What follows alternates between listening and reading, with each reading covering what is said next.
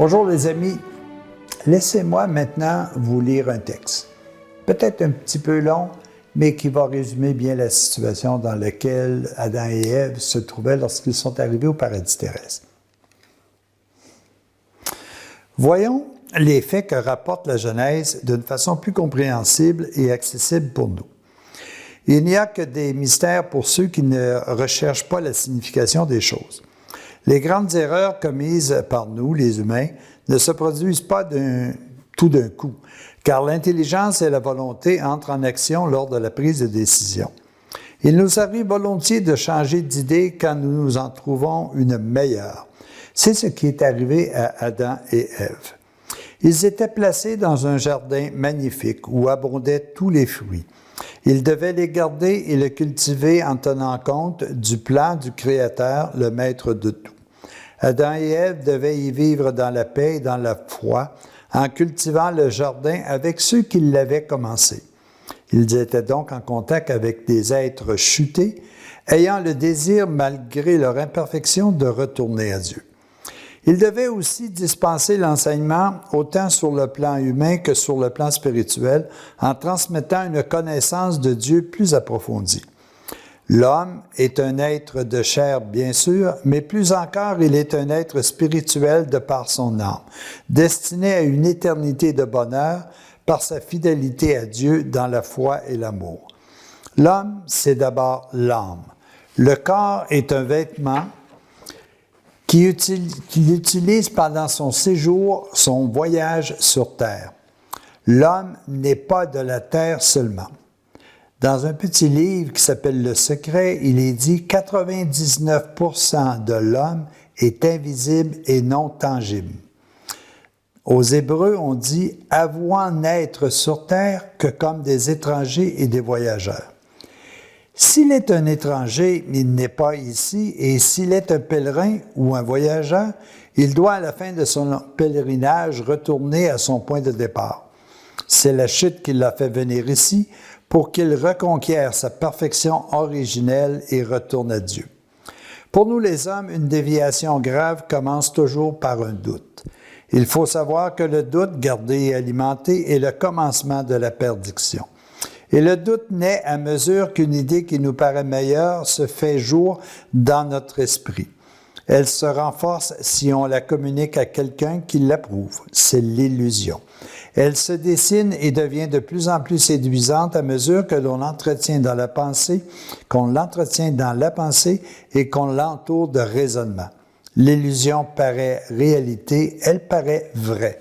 La vérité, c'est ce qui est. Tandis que l'illusion, c'est ce qui paraît être. Seule la foi protège de l'illusion.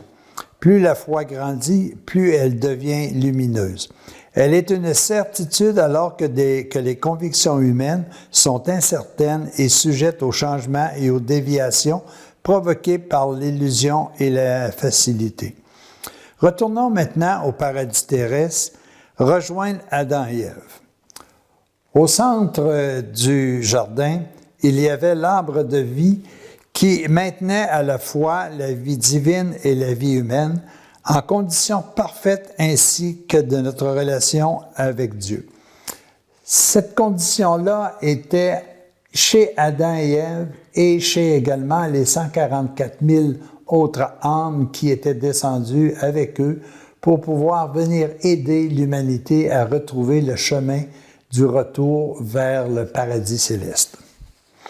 Adam et Ève devaient engendrer leurs fils et filles dans un accord parfait avec le plan de Dieu. Il fallait donc qu'ils procréent leurs enfants d'une manière divine et non pas comme nous les humains qui avons copié les animaux lors de notre chute. Alors Dieu a créé par sa pensée, a créé par une pensée d'amour. Et c'est exactement de cette façon que nous devions nous aussi procéder. À titre d'exemple, Marie a créé la venue de Jésus, Fils de Dieu, de la même façon, par la pensée. Et je pense que c'est de cette façon que nous devons être capables, nous aussi, de créer autour de nous la présence divine, par notre pensée, par notre témoignage autour de ceux et celles qui nous entourent. Maintenant, si nous continuons pour comprendre les événements, il faut réfléchir à deux choses importantes. La première est de bien saisir la façon de procéder de l'esprit du mal et la deuxième, d'en faire le parallèle avec notre vie. Le diable rôde autour de vous, dans Pierre. Et ça veut dire que le diable rôde autour de, notamment, l'envie qu'il avait de pouvoir s'approprier les dons spéciaux ou les dons préternaturels que nous avons mentionnés antérieurement et qui appartenaient à Adam et Ève ainsi qu'à les 144 000. Je vais vous répéter rapidement ces dons-là. Cette incapacité de souffrir, alors que les êtres qui étaient sur terre avant Adam et Ève souffraient. Ils devaient, comme Dieu l'avait mentionné à ce moment-là, gagner leur vie à la sueur de leur front. Alors, je pense que c'est important de voir que Satan voulait s'approprier cette capacité de ne pas souffrir.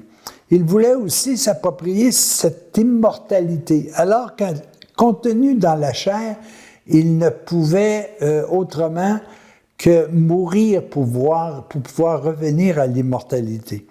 Il voulait également posséder la science infuse que venaient leur transmettre Adam et Ève et les 144 000, leur intégrité. Il leur fait qu'ils n'enviaient aucunement les biens d'autrui. Alors, prenez pour acquis que le démon, voyant ses qualités à l'intérieur d'Adam et Ève et de leurs disciples, voulait s'en approprier. Et c'était son défi de pouvoir tenter Adam et Ève pour pouvoir justement s'approprier ces éléments-là. Continuons. Satan est le singe de Dieu.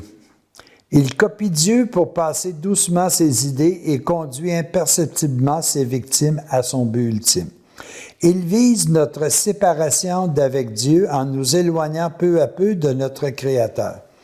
Satan essaie toujours de voiler son but en le cachant soigneusement sous des apparences de vérité.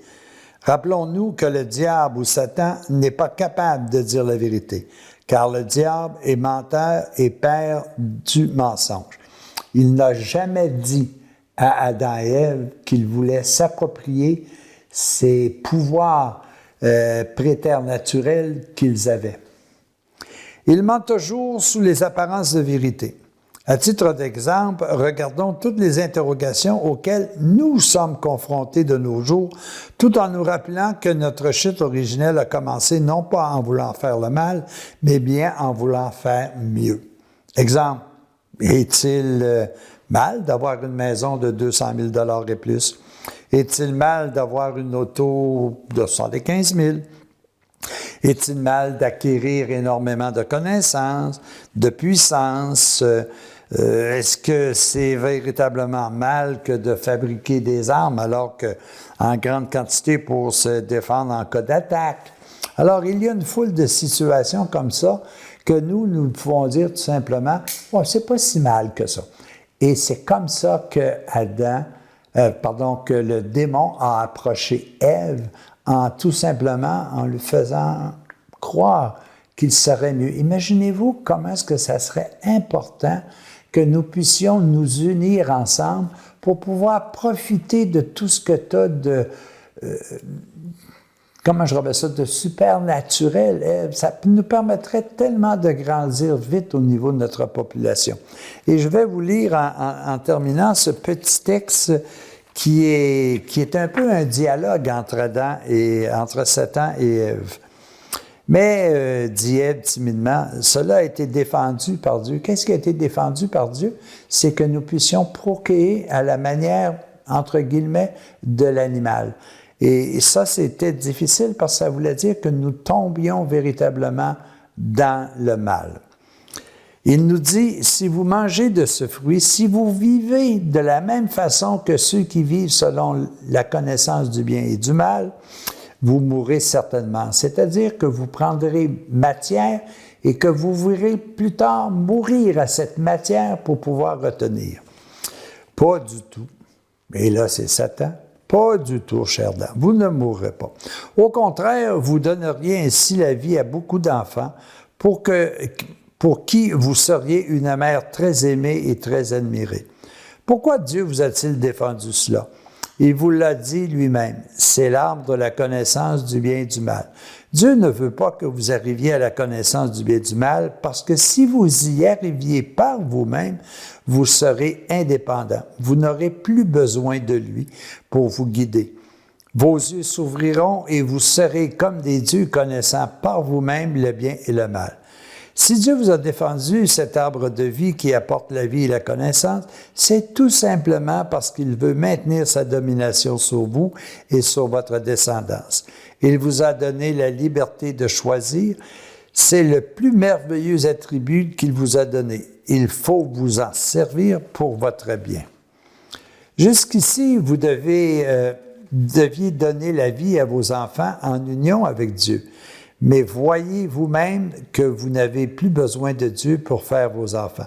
Regardez les animaux comment ils font leurs petits. Ils n'ont nullement besoin de Dieu pour le faire. Les femmes de notre tribu n'ont pas besoin non plus de Dieu pour donner la vie à leurs enfants. Ce que Dieu vous a donné, vous pouvez vous en servir, vous pouvez en éprouver un immense plaisir dans tout votre aide.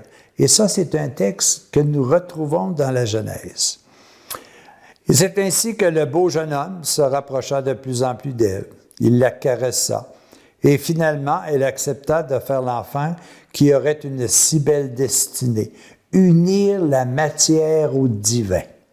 Satan n'avait pas dit à Ève, « Non, reprit le serpent, vous ne mourrez pas. » Mais Dieu sait bien que le jour où vous en mangerez, vos yeux s'ouvriront et vous serez comme des dieux connaissant le bien et le mal.